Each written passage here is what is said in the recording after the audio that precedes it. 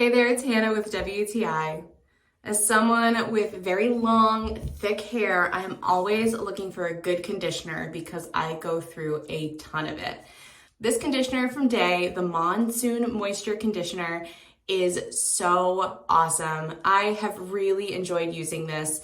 I really love the smell of this. I cannot put my finger on exactly how it smells, but it just smells so fresh and clean. I really appreciate the ingredients that they've put into this. The Meadowfoam Seed Oil, which helps give a deep hydration. The Moringa Leaf Extract, which really helps with your boosting keratin and repairing damage.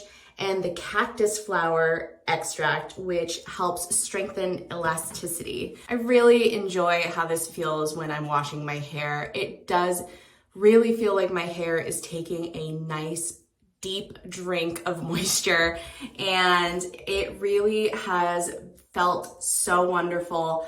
I only wash my hair a few times a week, so I really need, when I use my products, for them to work well so that I can continue treating my hair nicely.